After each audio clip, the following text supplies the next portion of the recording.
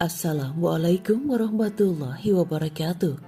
Selamat datang di channel ini. Terima kasih untuk Anda yang sudah mensubscribe channel ini. Semoga senantiasa diberikan kesehatan, kebahagiaan, dan diberkahkan segalanya oleh Allah Subhanahu wa Ta'ala. Amin ya Rabbal 'Alamin. Pada video kali ini, kami akan mengulas tentang beberapa benda yang dapat menyebabkan malaikat enggan masuk ke dalam rumah Anda. Segera buang jika benda ini ada di dalam rumah Anda. Simak terus video ini hingga akhir agar Anda tidak salah paham. Di dalam rumah pasti banyak benda-benda di dalamnya, namun tidak semua benda membawa dalam hal kebaikan. Jika ada salah satu benda yang tidak dapat atau menjadikan rumah tersebut tempat setan, maka hendaknya kita ambil dalam rumah lalu membuangnya. Jika benda tersebut tidak dibuang, maka akan menjadikan tempat-tempat yang disenangi para makhluk halus. Adapun rumah yang dinaungi dengan keriduan dari Allah Subhanahu wa Ta'ala, maka malaikat pun akan senang jika memasuki rumah kita. Jika rumah tersebut ada benda-benda yang di dalamnya mengakibatkan malaikat enggan memasuki rumah tersebut, maka segeralah buang dari rumah Anda. Berikut ini kami akan menjelaskan tentang benda-benda yang berada di dalam rumah yang membuat malaikat tidak ingin datang ke dalam rumah tersebut.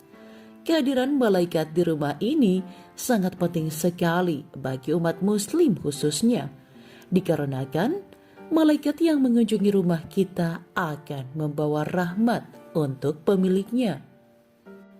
Adapun beberapa rumah yang tak bisa dikunjungi oleh malaikat dikarenakan ada alasan tertentu yang menjadi penyebab enggannya sang malaikat datang memasuki rumah tersebut. Berikanlah rumah yang enggan dimasuki oleh malaikat, yakni rumah yang memiliki hewan peliharaan anjing.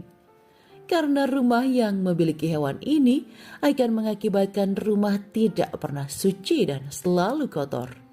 Anjing memang dilarang untuk dipelihara oleh umat muslim, kecuali jika dimanfaatkan sebagai penjaga rumah. Jika anjing sampai berada di dalam rumah, air liur dan kotorannya yang juga ikut masuk ke dalam rumah ini menimbulkan najis. Dan jika dalam rumah sudah terkena najis, maka dalam rumah tersebut sudah tidak dalam keadaan suci lagi.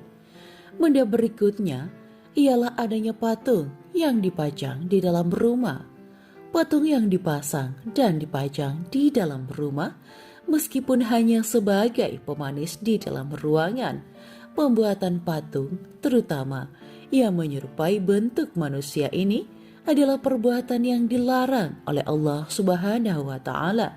Sehingga sebagus dan secantik apapun patung yang kita pasang di dalam rumah, maka hal tersebut membuat malaikat enggan mengunjungi rumah kita.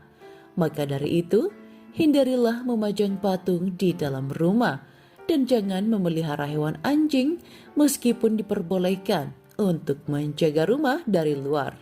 Namun tidak menutup kemungkinan jika anjing tersebut bisa memasuki rumah kita.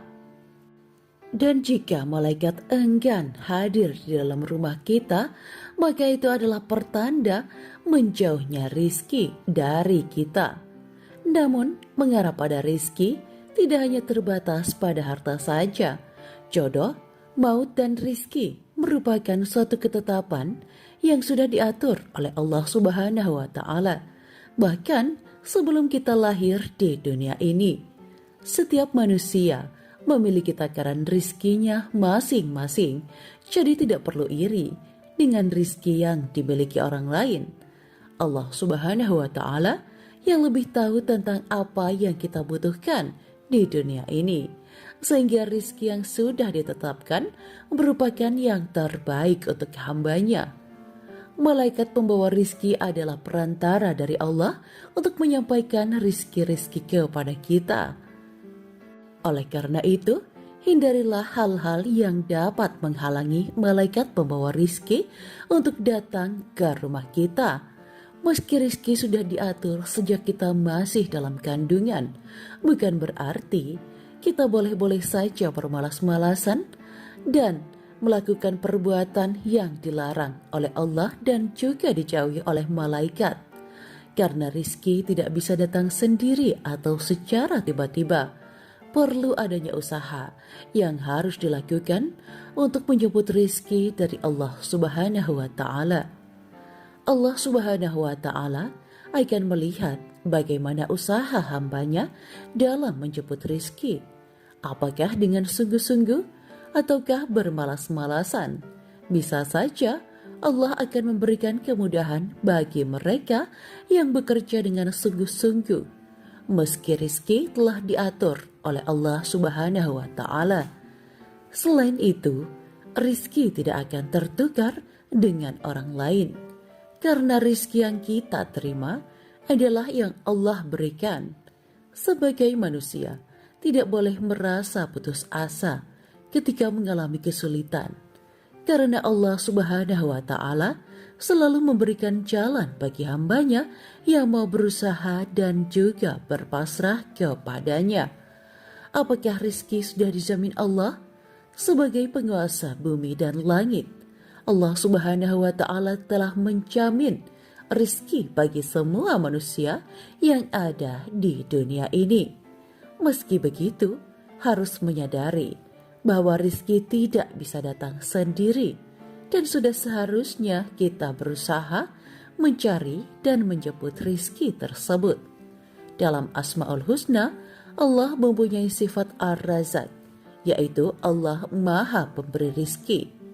Rizki sedikit maupun besar rasanya tidak akan cukup jika tidak mendasarinya dengan rasa syukur. Rizki kecil dan penuh keterbatasan masih bisa mendatangkan kebahagiaan dan kenyamanan jika kita selalu bersyukur atas nikmat yang telah Allah berikan kepada kita. Karena berdoa dan bersyukur merupakan kewajiban setiap insan.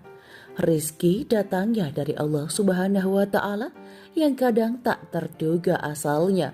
Karena itu, berdoalah memohon rizki yang baik agar penuh berkah. Berdoalah dengan diiringi niat yang tulus, disertai keyakinan yang kuat, dan dalam waktu yang mustajab. Selain itu, kita juga perlu menghindari makanan yang tidak halal dan hal-hal yang juga diharamkan oleh agama Allah. Dan jangan lupa untuk selalu bersyukur. Jangan lupa untuk selalu memanjatkan ayat-ayat Al-Quran di dalam rumah, agar malaikat pembawa rizki senang berada di rumah kita. Demikian video kali ini. Semoga bermanfaat. Wa akhiran, wabillahi taufiq wal hidayah. Wassalamualaikum warahmatullahi wabarakatuh.